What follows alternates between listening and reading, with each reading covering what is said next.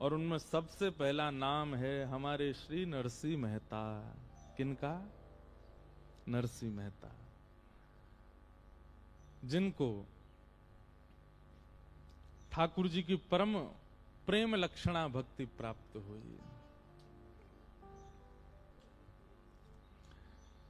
हम भक्तमाल जी का आश्रय और भागवत जी का दोनों का आश्रय लेंगे। और जगह तो भागवत होती है, कहीं कहीं भक्तमाल होती है, परंतु यहां भागवत भक्तमाल दोनों हैं। इसलिए बहुत सावधानी से सुनिएगा। श्री नरसिंह मेहता जी पर कैसी कृपा महादेव ने की और कैसे उनको भगवत प्राप्ति हुई। भक्तमाल जी के छप्पे को पहले हम गाएं, फिर उस छप्पे की व्याख्या में ही नरसिंह जी का चरित्र सुनेंगे। जगत विदित नरसिंह भगत, गुज्जर धर पावन कियो। जगत विदित नरसिंह भगत, गुज्जर घर पावन कियो। जगत विदित नरसिंह भगत, गुज्जर धर पावन कियो। सुन के गाओ। जगत विदित नरसिंह भगत, गुज्जर धर पावन कियो। हाँ महास्मारत लोग भगति लोलस न जाने। महास्मारत लोग भगति लोलस न जाने। माला मुद्रा देखता सुखी निंदा ठाने।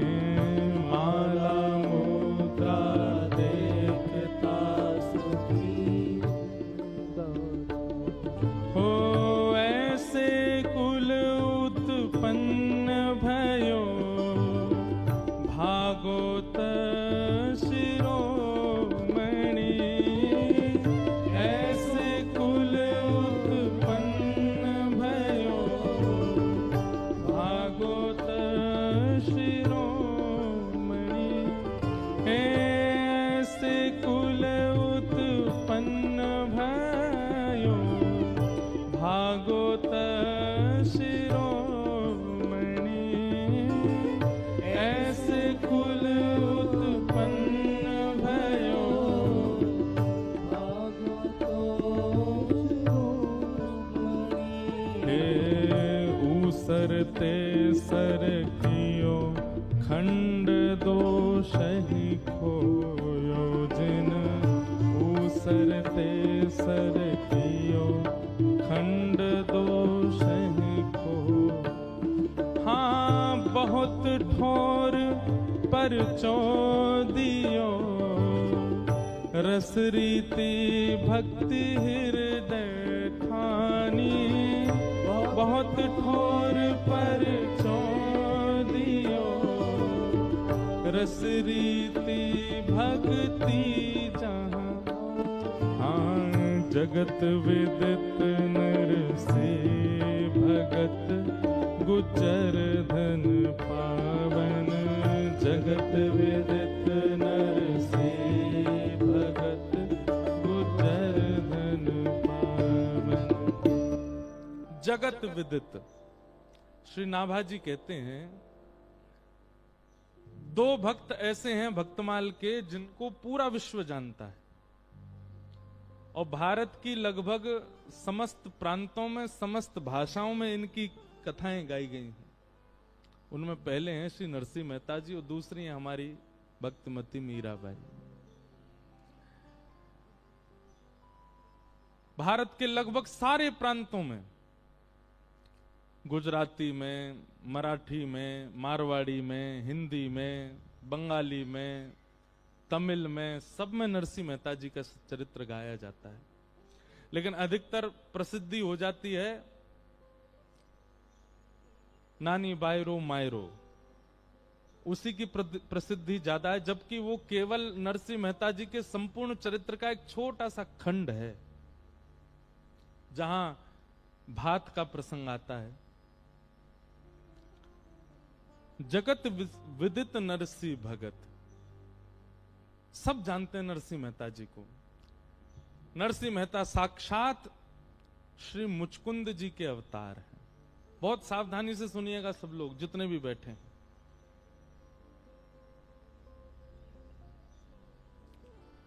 भागवत जी में कथा आती है कि एक मुचकुंद नाम के देव हुए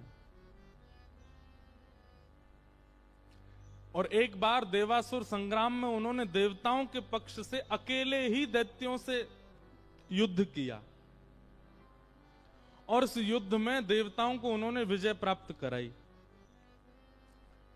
जब देवताओं ने ये देखा तो प्रसन्न होकर के कहा, मुचकुंद कुछ मांगो, हम तुमसे बहुत प्रसन्न हैं, आपने हम देवताओं की रक्षा के लिए इतना इतना युद्ध किया, कुछ मांगिए वरदान, क्या चाहिए। सब देवता सामने खड़े थे और मुचकुंद वरदान मांगते हैं कि मुझे अखंड निद्रा प्राप्त हो, मैं सोना चाहता हूं और ऐसा सोना चाहता हूं कि मैं बस सोता ही रहूं, जब उठूं मेरी नींद कोई भंग करे तो जल करके भस्म हो जाए, मुझे सोने दे। क्यों? क्योंकि दैत्यों से युद्ध करने में अनेक युगों तक मुचकुंद सोए नहीं थे। अच्छा, वास्तव में देखो, एक मेरी बात बहुत ध्यान से सुनिएगा, भक्त का एक स्वरूप ऐसा भी होता है कि कहीं उसकी बहुत प्रशंसा ना हो जाए तो वो अपनी भक्ति को किसी दोष की आड़ में छुपा करके बोलता है।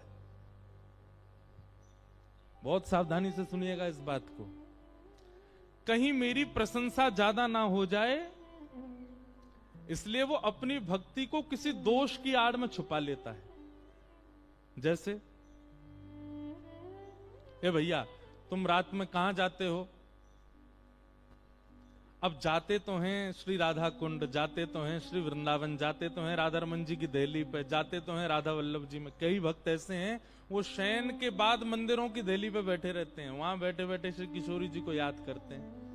लेकिन कहीं हमारी ज्यादा प्रशंसा ना हो जाए तो क्या कह देंगे, अरे वो हमारे नगर में एक जगराता हो रहा है, कुछ लोग जो है नाच रहे हैं, गा रहे हैं, एक ब्याह हो रहा है, उसमें ब्याह में जा रहा हूं, थोड़ा माहौल देख के आऊंगा। अब उस करने क्या जा रहा है? भक्ति, लेकिन छुपा कहां रहा है? एक दोष की आड़ में।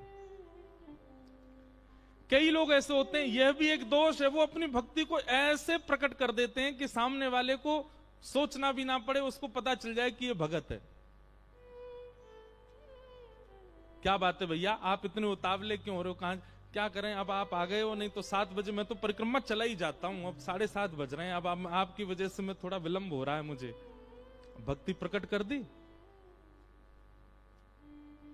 कुछ संतों से यह भी सीखिए कि भक्ति को कैसे दोष में छुपाना है। सामने वाले को तो यूं लगे, अरे राम राम, ये तो महादोषी है, इसके अंदर तो महासंसारी गुण है।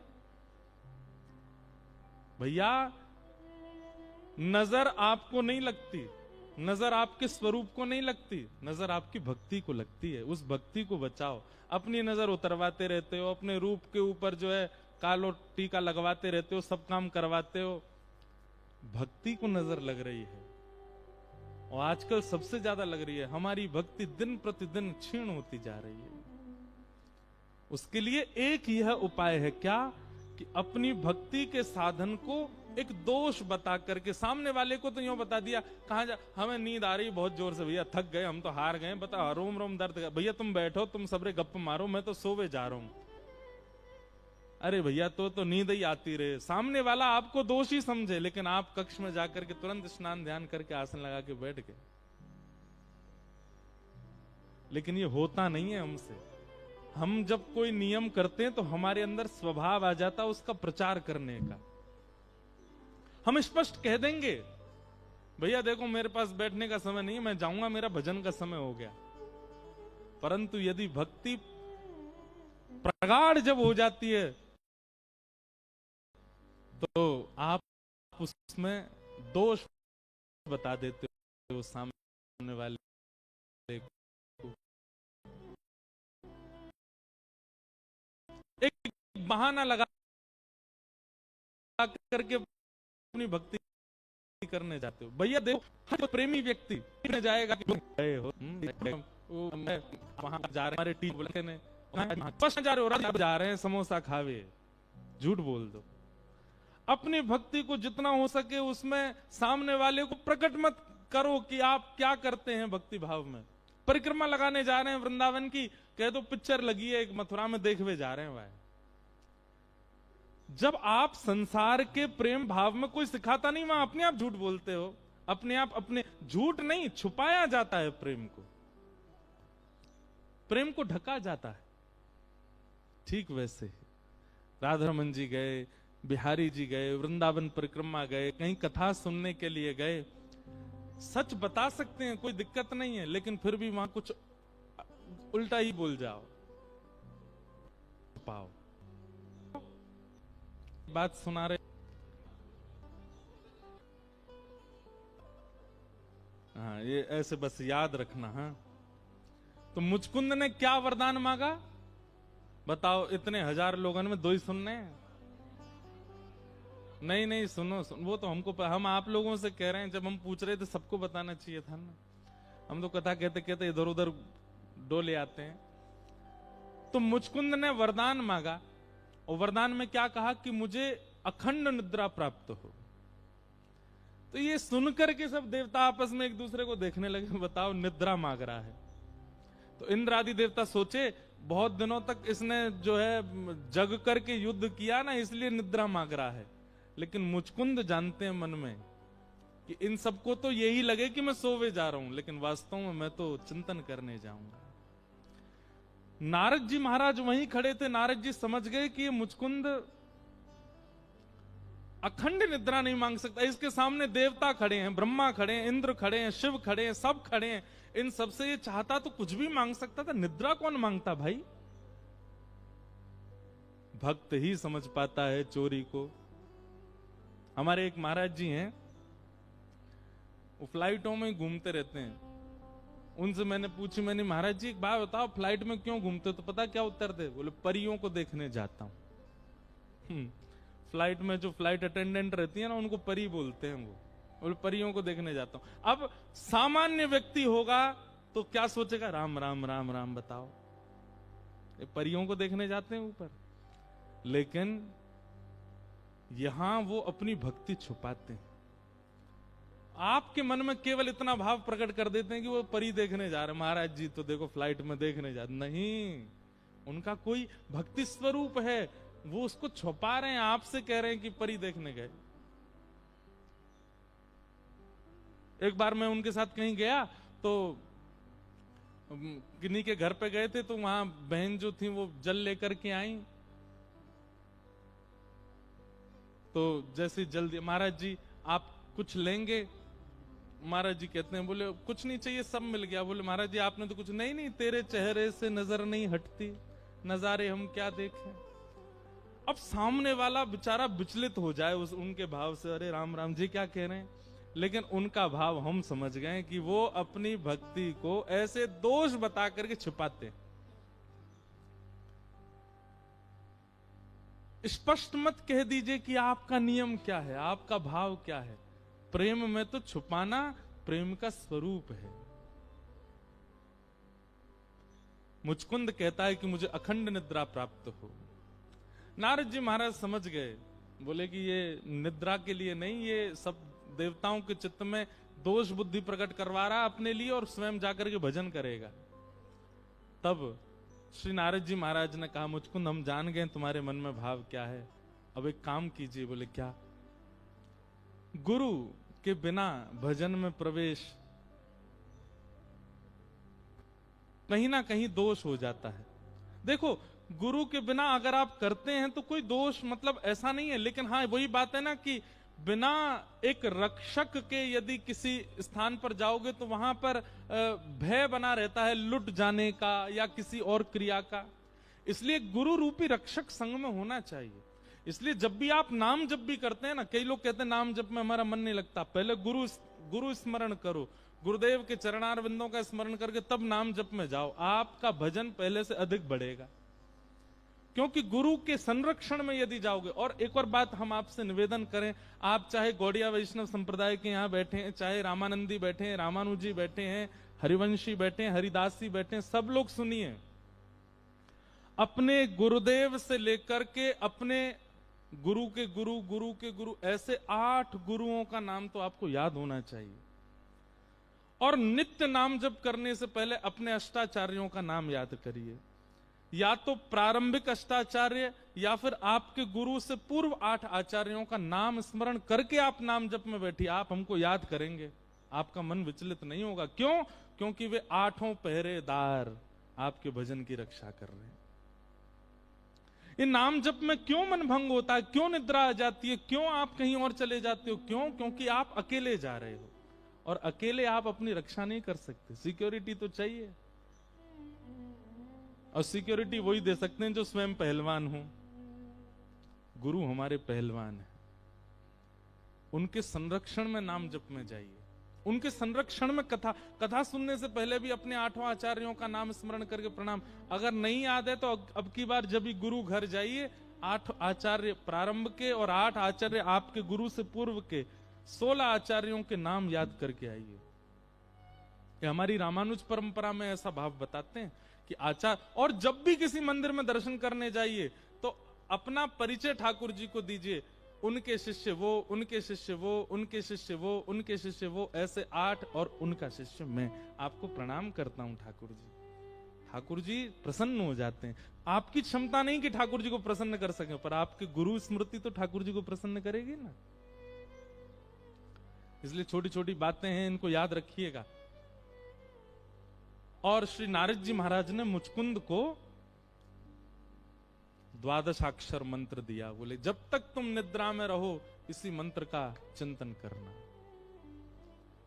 और श्री मुचकुंद जी महाराज हमारे वृंदावन से थोड़ी दूर पर धौलपुर है, वहीं मुचकुंद गुफा है, वहां जाकर के श्री मुचकुंद जी महाराज निद्रा में, सबके लिए तो निद्रा में चले गए, लेकिन वैसे भाव में चले गए, ठाकुर जी का स्मरण कर रहे हैं। 1000 वर्षों तक मुचकुंद जी सोते रहे, सो नहीं रहे हैं। नरसिंह मेहता इतने श्रेष्ठ भक्त हो गए, उसका कारण है कि उन्होंने पूर्व जन्म में ही भजन किया है। उनकी पूर्व जन्म की भक्ति फल दे रही है उनको। कभी भी किसी भी व्यवस्था को नकारात्मक मत मानो, उसमें कोई भगवत भाव सोच लो, तो जब भी वो अव्यवस्था होगी आपको लगेगा कि ये तो भगवत भाव है। जैसे अगर आप सोच लो कि मुझे जब जब ठोकर लगती है तो मुझे लगता है ठाकुर जी याद कर रहे हैं, तो आगे से जब भी ठोकर लगेगी, अच्छा ठाकुर जी याद कर रहे थे आप।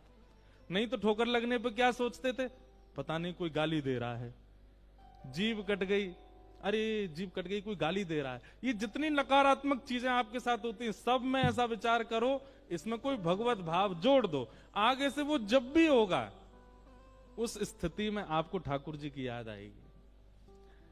अब हमारा तो कथा का काम है, सब जगह जब लाइट जाती है तो हमने फिर ये भाव रख लिया ठाकुर जी आ गए। अब इसका ऐसा प्रभाव देखने को मिला कि कई बार ऐसा प्रसंग चल रहा होता है जहां ठाकुर जी प्रकट हुए और लाइट गई, वो अपने आप सार्थक हो जाती है बात। तो क्या बता रहे थे हम, मुचकुंद जी ने 1000 वर्षों तक भगवत भजन किया, और 1000 वर्षों तक वहीं सोते रहे, आनंद करते रहे, ठाकुर जी का स्मरण करते रहे। सब देवताओं को लग रहा है कि मुचकुंद सो रहे हैं, मुचकुंद गहरी निद्रा में खर्राटे ले रहे हैं, लेकिन वास्तव में मुचकुंद भजन कर रहे हैं।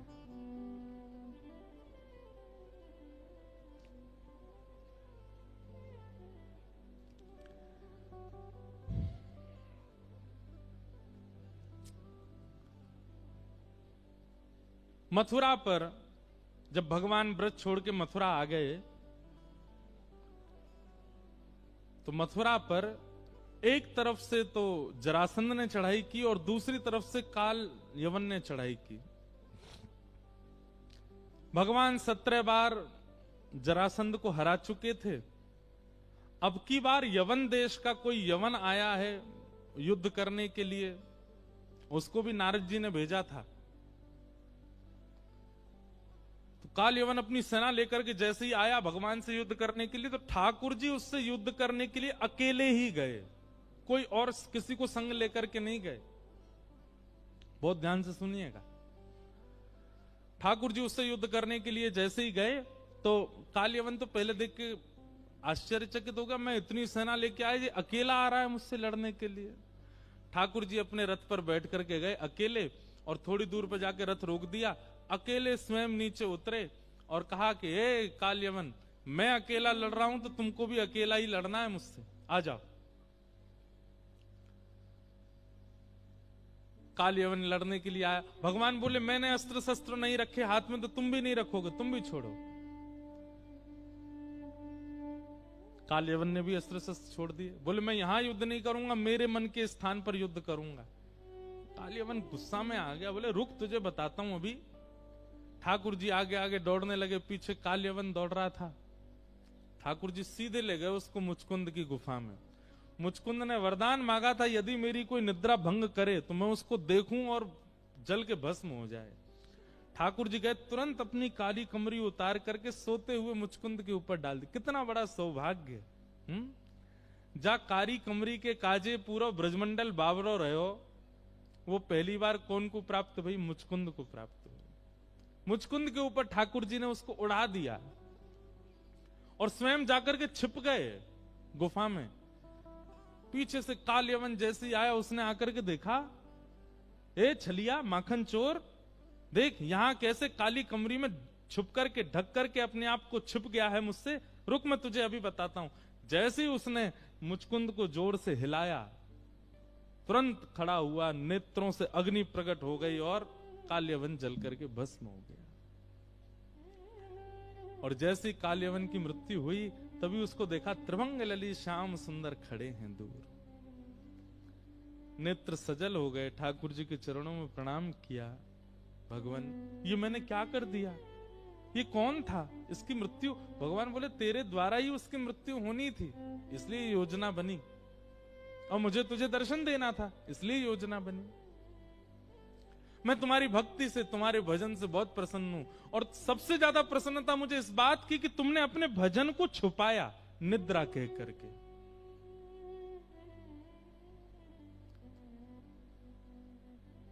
ठाकुर जी मुझ पर अनुग्रह करें, कृपा करें, मैं क्या सेवा करूं आपकी? ठाकुर जी बोले अभी सेवा की आवश्यकता नहीं है, पर जब आवश्यकता पड़ेगी तो तुमको पृथ्वी पर आना पड़ेगा। और ऐसा कहकर के ठाकुर जी दर्शन देकर के चले गए। जब कलयुग प्रारंभ हुआ तो श्रीमद् भागवत जी में वर्णन आता है कि भक्ति महारानी नारद जी को मिलती हैं वृंदावन में, और तब नारद जी ने भक्ति महारानी से पूछा तो भक्ति महारानी कहती हैं, उत्पन्ना द्रविड़ेशाहम वृद्धिम कर्णाटके गताम क्वचित क्वचिन महाराष्ट्रे गुरुजरे जीर्णताम गता। मेरा जन्म कर्नाटक में हुआ, द्रविड़ देश में हुआ, कर्नाटक में पली बड़ी, महाराष्ट्र में थोड़ी बहुत युवा हुई, लेकिन गुजरात में जाके मैं जीर्ण हो गई। ये बात भक्ति महारानी ने नारद जी से कही। तब नारद जी ने मन में विचार किया कि गुजरात में भक्ति जीर्ण, यानी कि भक्ति, ये आज जिस गुजरात का दर्शन आप करते हैं, ऐसा गुजरात पहले नहीं था। पहले गुजरात कैसा था सुनो। माला मुद्रा देख तासुकी निंदा ठाने। गुजरात कैसा था? श्री नाभाजी कह रहे हैं, यदि किसी के गले में कंठी दिख जाती थी, यदि किसी के माथे पर उर्दपुंड दिख जाता था, यदि कोई वैष्णव दिख जाता था गुजरात में, तो गुजरात में एक संप्रदाय थी जिसका नाम था महास्मारत। महास्मारत लोग भक्ति लौल से न जाने। महास्मारत, ये महास्मारत कैसे होते हैं? ये केवल यज्ञ करते हैं, केवल चमत्कार पर इनका विश्वास रहता है, और केवल बलि दे करके कैसे भी देवताओं को प्रसन्न करना है, अपने काम बनवाने के लिए, इन लोगों को महास्मारत कहते हैं। ऐसे महास्मारतों की इतनी संख्या थी गुजरात में कि वो कहीं तिलकधारी, कंठीधारी, वैष्णव वेशधारियों को दिखते थे तो इतनी निंदा करते थे, इतनी निंदा करते थे कि वो गुजरात छोड़ के जब तक चला ना जाए तब तक निंदा करते थे। मैं जब ये भाव पढ़ रहा था ना, तब मेरे मन में आया, तब तो अकेला एक गुजरात था, आज तो भारत के कई प्रांत ऐसे हो गए, ना जाने कितने नरसिंह मेहताओं को उत्पन्न होना पड़ेगा। इसलिए हमारी प्रार्थना है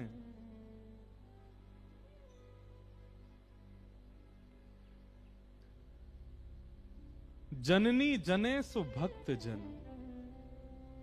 यहां जितनी भी माताएं बैठी हैं, कभी अगर भविष्य में आपके गर्भ से कोई बालक जन्म हो ना, तो मन में कभी ये विचार मत करना बहुत बड़ा बिजनेसमैन हो, ये बहुत बड़ा कोई राजा हो, या कोई बहुत बड़ा धनवान हो। एक ही बात सोचना 9 महीने तक, ये जो भी हो भक्त हो और नरसी जैसा हो। हम बहुत बड़ी बात नहीं कह रहे हैं, पर आज पंजाब को भी आवश्यकता है नरसिंह मेहता की, हमारे उत्तर प्रदेश को भी आवश्यकता है नरसिंह मेहता की।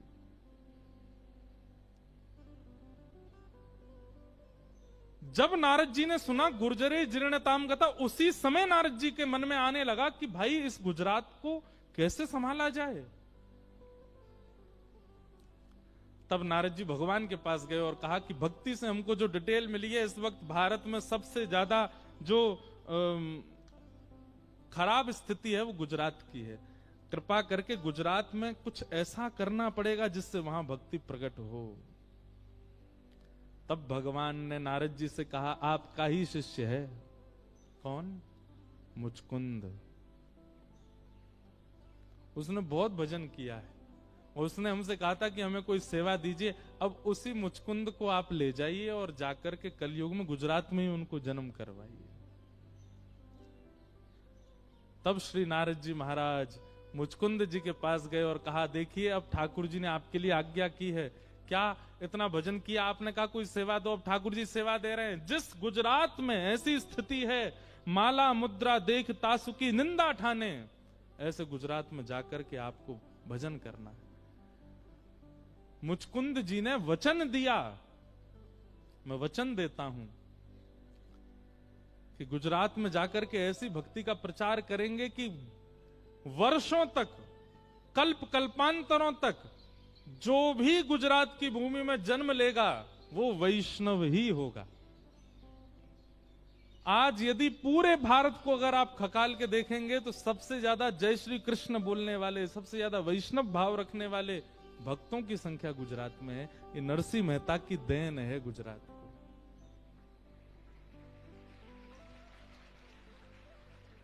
हम तो भैया प्रार्थना करेंगे कि एक नरसिंह पंजाब में भी हो।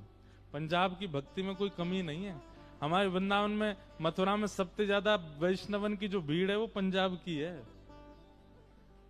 सबसे ज्यादा वृंदावन में बिहारी जी को हमारे सबकी फैन फॉलोइंग बटी हुई है। जैसे सबके सोशल मीडिया है ना, सबकी फैन फॉलोइंग, ऐसे बिहारी जी की, राधा वल्लभ जी की, राधा रमन, सबकी फैन फॉलोइंग बटी हुई है। बिहारी जी की सबसे ज्यादा पंजाब की है। तो आप सब लोग भाग्यशाली हैं, ऐसे जन्मे हैं।